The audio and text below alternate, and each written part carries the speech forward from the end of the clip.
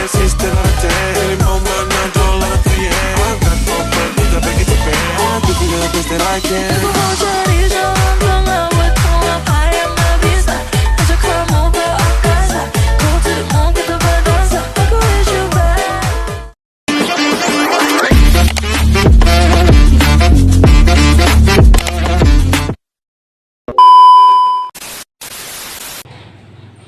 Assalamualaikum warahmatullahi wabarakatuh. Perkenalkan, nama saya Alvina Zawal Maulin Sabrilia dengan NIM 101240061. Di sini alasan saya untuk membuat video ini karena ingin memenuhi tugas mata kuliah Kaidah Ushuliyah tentang mereview buku atau kepemimpinan buku. Ini buku saya yang berjudul Fikih Usul Fikih.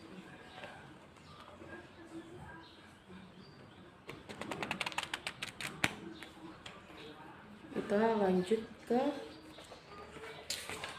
penulis Dr. Beni Ahmad Sabeni, MSI, dicetak pada Maret 2025, Bandung, Pustaka Setia, 305 halaman. Diterbitkan oleh CV Pustaka Setia. Sebelum kita masuk ke materi yang akan saya bahas, di sini saya akan bahas sedikit tentang kelebihan buku dan kekurangan. Kelebihan buku, bahasa cukup sistematis memudahkan pembaca pemula memahami usul fikih dan mengutip banyak pendapat ulama, jadi terasa ilmiah, relevan untuk mahasiswa hukum Islam atau pendidikan agama. Kekurangan, kadang bahasanya agak teoritis dan berat, kurang contoh praktis. Dan perbandingan antar ulama tuh sebenarnya ada, tapi tidak terlalu mendalam. Tidak banyak mengaitkan dengan kasus hukum Islam kontemporer, jadi terasa klasik. Nah, di sini saya akan menjelaskan atau menerangkan sedikit di bab ke-6, mutlak dan muqayyad, di halaman 277.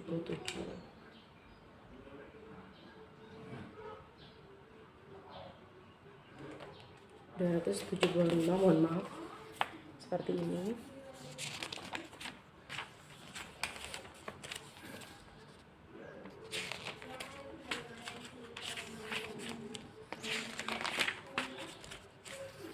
Oke, kita langsung aja review pengertian dari mutlak dan muqayyad. Di sini mutlak artinya makna yang sebenarnya atau suatu lafadz yang menunjukkan hakikat sesuatu tanpa adanya yang membatasinya, sehingga tujuan dari maknanya menjadi sempit. Dengan kata lain, mutlak adalah memahami lafadz sesuai dengan makna tekstualnya yang tidak terdapat pembatasan makna di dalamnya. Misalnya terdapat firman Allah di dalam surat Al-Mujadilah ayat ketiga. Selanjutnya ke muqayyad. Muqayyad adalah kata yang menunjukkan hakikat sesuatu yang dipersempit atau dibatasi oleh pembatasan tertentu. Kita masuk ke poin B, hukum mutlak dan muqayyad. Oke.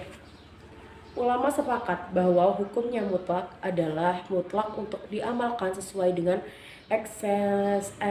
eksistensi kemutlakannya.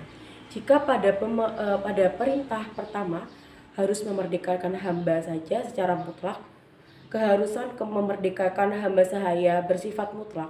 Akan tetapi, ketika hamba sahaya yang harus dimerdekakan adalah hamba sahaya yang perempuan yang beriman, yang diamalkan adalah muqayyad. Dan dalam pelaksanaan hukumnya, keberlakuan dapat bersama-sama atau masing-masing berdiri sendiri. Artinya yang mutlak berlaku untuk yang mutlak dan yang muqayyad berlaku untuk yang demikian. Hal itu terjadi jika perintahnya berdiri sendiri. Akan tetapi, jika perintahnya berada dalam satu rangkaian kalimat atau dalam satu ayat Al-Quran, sebagaimana muqayyadnya sebagai sifat yang mutlak, maka pengamalannya dilakukan secara bersama-sama.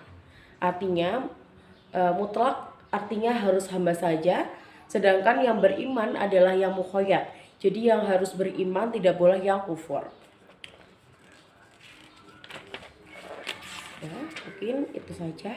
Mungkin itu saja yang bisa saya dapat sampaikan mengenai review sedikit tentang buku ini, Fikih Usul Fikih di bab 6, mutlak dan muqayyad.